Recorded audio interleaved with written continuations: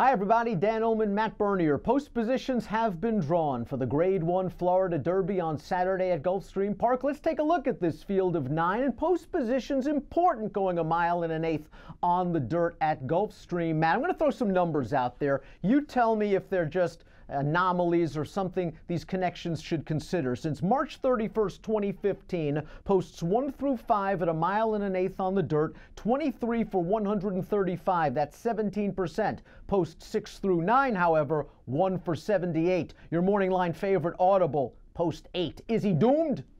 I don't know if he's doomed, but I think it's a little bit silly if you don't consider that and factor that into your handicapping, because it's too big a sample size to just look at it and say, well, how many of those horses were 30-1 hopeless long shots, X, Y, and Z? There are too many horses that broke from those post positions to just look at it and throw a blanket statement and say it's irrelevant. I think it's something to consider, but at the same time, if you really like Audible, if you really like Catholic Boy, or you really like any of those other horses to the outside, I certainly don't think it precludes them from winning this race. The good news for Audible is he has shown a good amount of tactical speed, and I think he'll show that speed coming out of the gate, and he shouldn't be worse than third or fourth, I would think, going into the first turn.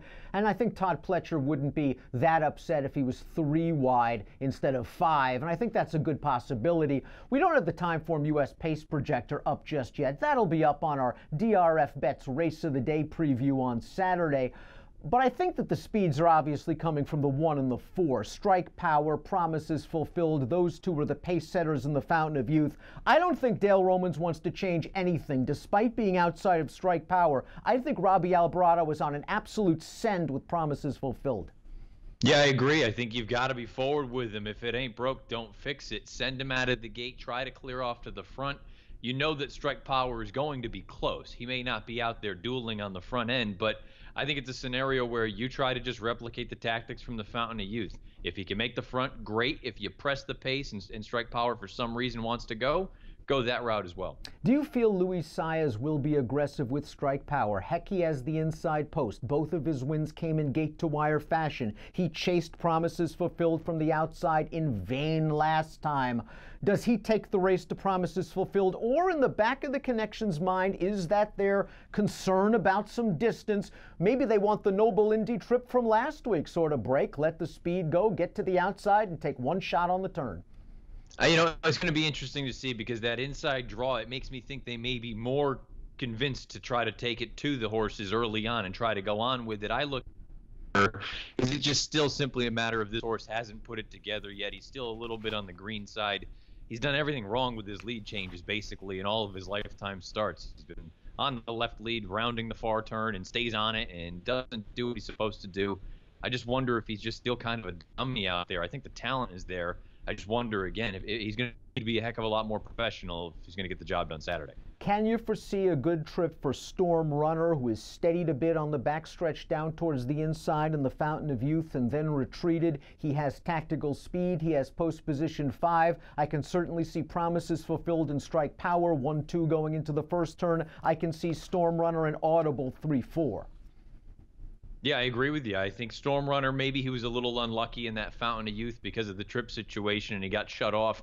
I think he's going to be probably right there. I agree with Audible. The question becomes, there was a lot behind him leading into that Fountain of Youth. Do you actually believe that he's that kind of horse? If you do, he's probably going to offer some good value and he could work out a good trip. Where will Catholic Boy be after the first quarter mile? He's the only horse in the race with a win in the mile and an eighth. That was in the Remsen last year. He has a race this year, the Sam F. Davis. Some folks might think he was a short horse that day. I kind of think he's a horse more of a mid-pack closing type. I'm not sure you love that running style at Gulfstream, but if the 1 and the 4 hook up, that running style might work out, and the distance should help as well. Where's he going to be placed? Well, I would imagine he's going to be taken back, and I don't know how far back. That's the real question. Is he going to be coming from 6, 7, 8 lengths out of it? It depends how fast they go early on. But I was a little bit disappointed in Sam F. Davis that he didn't go by a horse like Flame Away. But at the same time, if you think it was nothing more than a starting off point to get to a position like this, more favorable distance, I think 9 furlongs is certainly going to be well within his scope, if not longer.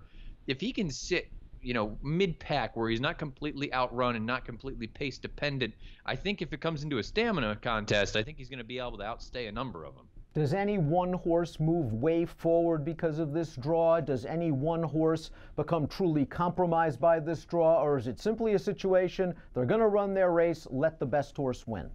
Yeah, I don't know that anyone won or lost this post position draw. I think you have the one horse Strike Power. Sure, maybe now they have a little bit more to think about, but I don't think it necessarily changes the game plan. If they wanted to sit all along, they can still sit. If they wanted to go and be more aggressive all along, they can do that as well. And you're probably more inclined to do that from the inside. But I got to be honest, I don't think, even with those stats that you brought up in the data, which again, I don't think you can completely just throw it out, I don't think there's any real winner or loser out of this post position draw. We are just starting our Florida Derby coverage this week on DRFTV. Thursday afternoon, we will have the race of the day analysis. Saturday's DRF Bets race of the day, of course, the Florida Derby. You'll have free formulator pass performances. We'll also cover the other 4 graded stakes on the Gulfstream card. Matt, they're giving out the Rainbow Six, mandatory payout on Saturday. Florida Derby will be part of that. You'll have your ticket maker's pick 6 selection out on Friday afternoon. Of course, out of the gate, your show.